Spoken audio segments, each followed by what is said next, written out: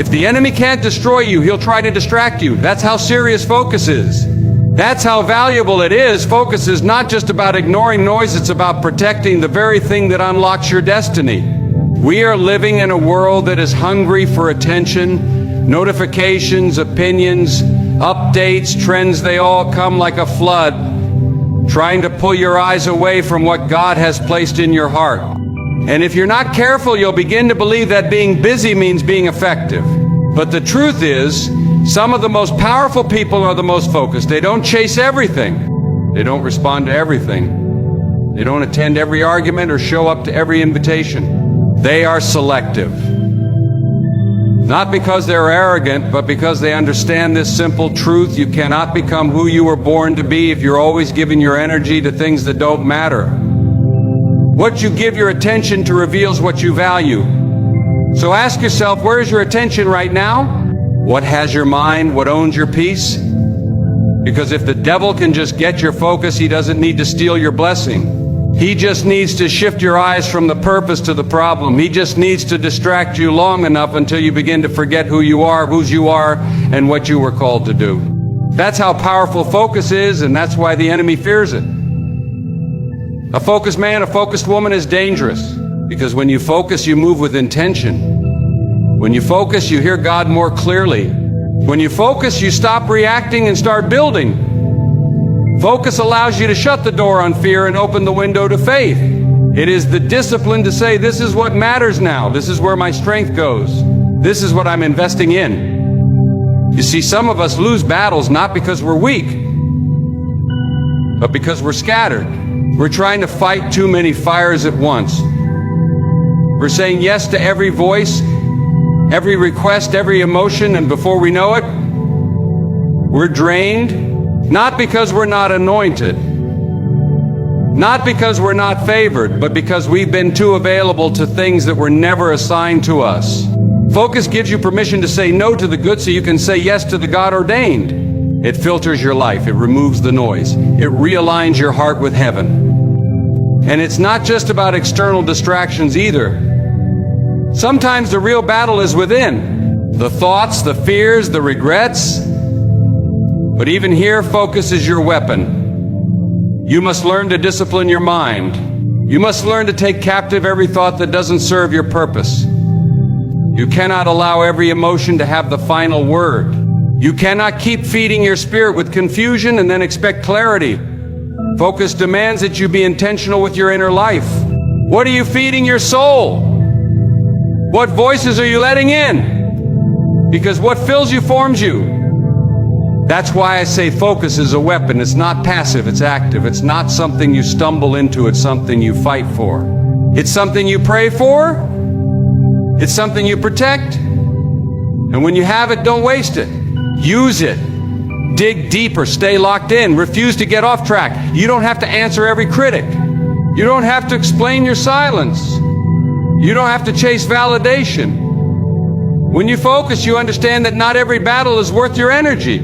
Some things are better left in God's hands. And when you focus on Him, He will direct your path, order your steps, and prepare your table in the presence of your enemies. Focus is what makes the difference between a moment and a movement. It's what separates the distracted from the disciplined. And if you really want to win big, you have to be willing to focus small. One step at a time. One assignment at a time. One prayer at a time. Stay where He planted you. Work what He gave you. Don't compare, don't compete, don't complain. Just focus. Because when your eyes are fixed on your assignment, the noise fades, the confusion clears. And suddenly what felt impossible starts to feel inevitable. That's the power of focus.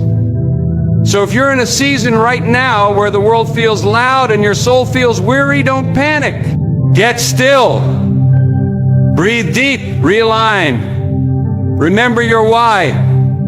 And then focus again. Because the future belongs to those who refuse to be distracted. We live in a world that teaches you to speak up, to voice every thought, to defend every move. But sometimes the greatest strength is found in silence. Not the silence of weakness or fear, but the silence of wisdom. The silence of someone who knows they are being led by a higher purpose. You don't have to shout when you carry the truth. You don't have to respond to everything when you know who holds your future. There is a holy strength in staying silent when the world expects you to react. You see, silence is not absence, it's presence. A different kind of presence. A presence that says, I'm not moved by noise. I'm not shaken by chaos. I'm not controlled by emotion. It's a kind of stillness that confuses the enemy. Because the devil expects you to panic. He expects you to break down, to lash out, to explain yourself, to justify your journey. But when you stay silent, when you keep walking with your head high and your heart grounded, he loses control over you. And I know it's hard sometimes. It's hard to hold your peace when you're misunderstood. It's hard to stay silent when people talk behind your back, when you're blamed for things you didn't do, when your heart is aching and no one sees the tears. But you must remember, your silence doesn't mean you're defeated. Your silence means you trust God more than your own voice. You believe that vengeance is not yours. You believe that vindication is coming, but it won't come from your lips. It'll come from your life. Your silence is not surrender. It is strategy. It is the choice to place your energy where it belongs on the assignment, not the argument. Some of the strongest people are the quietest, not because they have nothing to say, but because they have everything to protect. They know the cost of wasted words. They know how easy it is to say something in a moment of emotion that can take years to repair. So they pause, they breathe, they wait. They let time do what words never could. And in doing so, they gain something far more valuable than attention. They gain clarity. They gain perspective. They gain the kind of peace that cannot be disturbed by public opinion. The truth is, silence is often the loudest sermon you can preach. When you choose to keep your mouth shut and your hands clean, when you walk away from drama, when you decline the invitation to gossip, when you resist the urge to clap back, you are preaching a message without ever opening your mouth. You are saying, I know who I am. I know whose I am. And I don't have time to fight small battles when I've been called to big victories. And let me tell you something else. When you learn to master your silence, you become unstoppable. Because now your emotions don't control you. Your enemies don't intimidate you. Your circumstances don't shake you. You become anchored. You become focused. You become untouchable, not because the storm isn't raging, but because you've learned where to stand. You've learned to stand on truth. You've learned to stand on faith. You've learned to stand in silence while the battle rages, knowing that the one who fights for you is never lost. So don't be afraid to be quiet. Don't be afraid to move in silence. You don't have to post every step. You don't have to announce every plan. You don't have to tell the world what God is doing in your life. Sometimes the best thing you can do is stay low, stay silent, and stay faithful. Because when the time is right, He will lift you up. When the season shifts, the same people who questioned your silence will be the ones who can't ignore your success. Let them talk, let them assume, let them mock, but you stay silent. Because silence is not the absence of power, it's the expression of self-control. It's the declaration that you are not here to entertain opinions, you are here to fulfill a purpose. And that purpose is too precious to be thrown into the mud of meaningless conversations. Keep your head down, your heart clean, and your mouth closed. Let your fruit speak. Let your progress speak. Let your peace speak. The ones who matter will see it, and the one who matters most already does. You don't have to talk to prove you're working. You don't have to explain every step, every dream, every idea. There comes a point in your life where you understand that silence doesn't mean you're doing nothing. It means you're doing more than what words could ever capture. We live in a time where people love to announce their moves. They love to talk about what they're going to do, what they're building, what's coming next. But hear me today, talk is cheap. Results are what matter. Fruit is what matters. Obedience is what matters. God never told you to impress people. He told you to be faithful. And faithfulness doesn't always make noise. Sometimes it looks like late nights when no one's watching. Sometimes it looks like long days without applause. Sometimes it looks like small steps that nobody sees except God. But it's those quiet, consistent steps that make the biggest difference. Because when you stop trying to sound successful and start focusing on being faithful, something shifts. You begin to walk in power that's not for show. You begin to carry a peace that doesn't need an audience. And that's when your life starts to produce fruit. There's a big difference between people who talk about greatness and people who walk in it. Talking is easy. Talking doesn't cost much, but doing, that costs. That takes discipline. That takes sacrifice. That takes prayer. That takes getting up early, staying up late, saying no to what's popular so you can say yes to what's purposeful. And the truth is, people won't always understand that. They'll wonder why you're so quiet, why you don't broadcast every move, why you're not trying to prove a point. But when you're focused on building something real, you don't need to convince anyone. You just keep going, because you know the results will speak for you. And oh, they will. When the fruit starts showing up, when the favor becomes visible, when the harvest begins to grow, people will wonder where it came from. They'll think it was sudden. They'll think it happened overnight. But you'll know. You'll know about the prayers they didn't hear, the tears they never saw, the sacrifices no one clapped for, the times you almost gave up but stayed anyway, the late nights, the quiet obedience, the daily grind. That's what produced the result. That's what turned your silence into strength.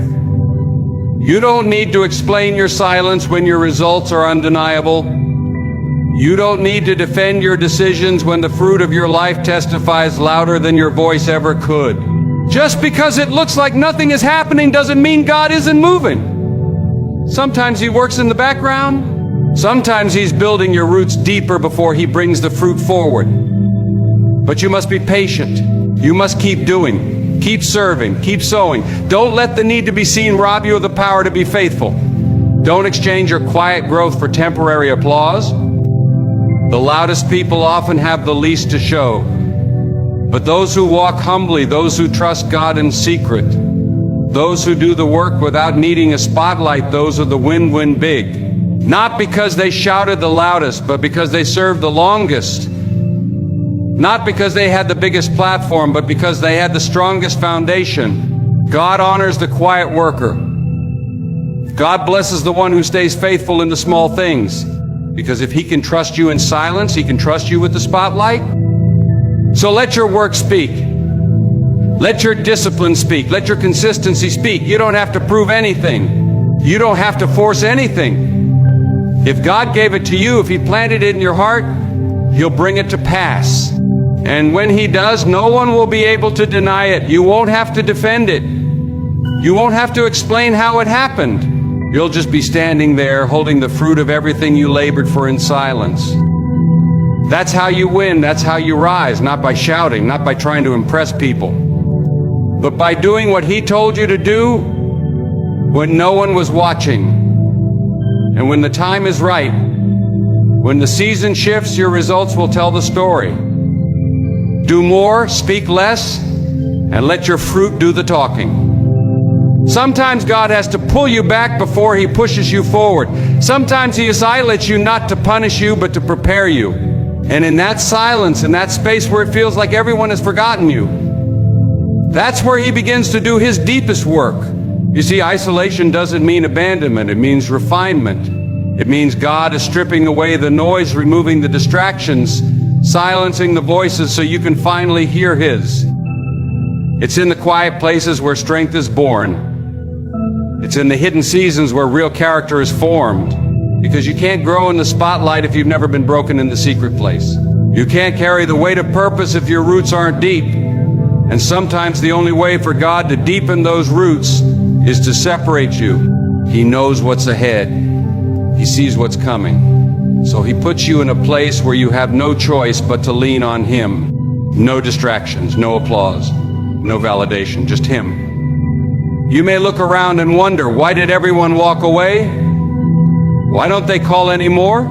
Why do I feel so alone? But what if I told you that their absence is your blessing?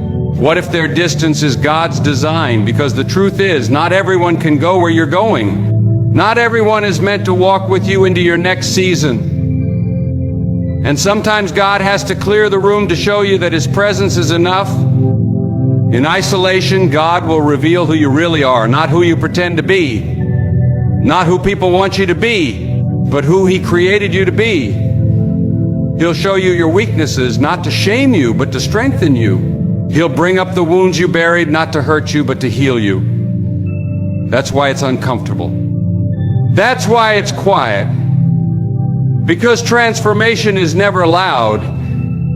It's a process of becoming, and becoming requires time away from what once distracted you. You see, we often chase the stage before we're ready. We want the elevation without the preparation. But God loves you too much to give you a platform you're not equipped to stand on. He'd rather hide you than see you crumble under pressure you're not built to carry. So when He pulls you back, when He isolates you, when He sits you down in silence, don't curse that season. Bless it. Because it's in that place that He is building something sacred within you. And while you're in that silent season, learn to stop reaching for noise. Stop trying to fill the silence with people who don't understand your journey. Stop trying to explain your process to those who were never called to walk with you. This is between you and God. This is personal. This is holy. What He's doing in you right now doesn't need to be announced. It doesn't need approval. It needs your attention, your obedience, your willingness to trust when nothing makes sense. You might not see the full picture right now, but that's not your job. Your job is to be faithful. Your job is to keep praying. Keep building, keep surrendering. Because when you come out of this season, you won't be the same. You'll be stronger, you'll be wiser, you'll be ready to walk in rooms you once feared. Ready to carry weight you once thought would break you. Ready to speak with authority because you've been silent long enough to know what truly matters. Isolation is not a setback, it's a setup. It's not the end of your story, it's the part where the foundation gets laid. And the deeper the foundation, the higher the structure can go. So don't despise your silent season. Embrace it, steward it. Let God do what only He can do in the dark. Because when the light comes, when He brings you out, when the doors open and the favor flows, it won't be because you forced it. It'll be because He formed it. What He is building in you during this season of silence will sustain you when the noise returns. If you want to win big, you must learn to outgrow your need to respond. Because not everything requires your attention. Not every comment deserves a reaction. Not every attack needs a counterattack. One of the greatest forms of maturity is the ability to remain calm in the face of chaos, not because you're ignoring it, but because you've learned how to rise above it. You see, silence isn't always about staying quiet. It's about choosing peace over pride, wisdom over ego, and purpose over pettiness. The enemy loves to bait you into meaningless battles. He'll send people to test your patience, poke at your insecurities, question your motives, and challenge your progress, not to destroy you, but to distract you. And if he can get you to come down off your wall, if he can get you to leave your assignment to go argue with someone who was never part of your destiny, then he's already won. Because the moment you trade your focus for foolishness, you forfeit your strength. You can't fight for your future if you're busy defending your reputation. That's why you need discernment. You need the wisdom to know when to speak and when to stay silent. You need the discipline to walk away from what your pride wants to fight and keep building what your spirit was called to finish. Because if the enemy can't stop what God is doing in your life, he'll try to get you to stop yourself. He'll stir up gossip. He'll send critics. He'll place distractions right in your path, and they'll be loud, personal, and emotional. But you have to remember, your silence is not weakness, it's strength under control. It's a sign that you are no longer reacting out of insecurity, but moving forward with clarity. People will misunderstand your silence. They'll think you're afraid, they'll think you're unsure. They'll even think you're guilty. Let them think. Because your vindication doesn't come from arguments, it comes from fruit. And fruit takes time. But when it shows up, it speaks louder than anything your words could have ever said. So let them talk, let them speculate. You keep your peace, keep your focus, keep your dignity. You see, it's easy to react. It's easy to defend yourself, to explain, to try and convince people who never really knew your heart in the first place. But it's harder and far more powerful to stay quiet and keep building. That's where the real growth happens. That's where you become dangerous to the enemy, when he can't predict you, when he can't provoke you, when he can't pull you into a pit that God already called you out of. And let me tell you this, when God is about to elevate you, distractions will multiply. The closer you get to destiny, the more intense the noise becomes. But don't let it shake you. Don't let it make you second guess what you know God told you in the silence. The battle isn't yours anyway. It belongs to the Lord, so trust Him. Trust that He sees. Trust that He knows. Trust that He's handling what you don't have to address. There is power in restraint. There is victory in walking away. There is strength in choosing not to defend yourself when God already promised to prepare a table before you in the presence of your enemies. And let me remind you, He doesn't need your help to do it. He doesn't need your words, your arguments, or your rebuttals. All He needs is your trust, your obedience, your willingness to stay still and let Him be God. Sometimes you just have to be quiet long enough for the noise to fade so the truth can echo. That's how legacy is built, not in the heat of arguments, but in the quiet grind of purpose. And if you can stay disciplined, if you can resist the urge to fight every battle, you will walk into rooms no argument could have opened for you. You will see doors swing wide because you kept your mouth shut and your hands clean. You will win not because you shouted the loudest, but because you walked the wisest. So stop explaining, stop defending. Stop being baited into drama that doesn't belong to your future. Learn to let silence do the heavy lifting. Learn to let God speak for you, because the ones who matter will know, and the one who matters most already does. Winning big doesn't always begin with action. It often begins with vision. A vision that lives deep inside your spirit, too fragile for the crowd and too sacred for casual conversation. When God places something in your heart, it's not for everyone to understand. It's not for public display. It's for you to protect, to nurture, to guard in silence until the appointed time. Some of the biggest battles you will ever fight in life won't be in front of people, they will be in your own heart. In the quiet hours when the temptation to quit comes knocking and the doubt screams louder than your faith. That's where focus becomes your weapon. That's where silence becomes your defense, because a distracted mind can never walk in a divine purpose, and a loud mouth can never carry a heavy calling. If you truly want to win big, you must learn to protect your vision like it's treasure, because it is. Too many people lose momentum not because they lacked skill or opportunity, but because they opened their mouth too soon. They gave access to voices that were never assigned to their journey.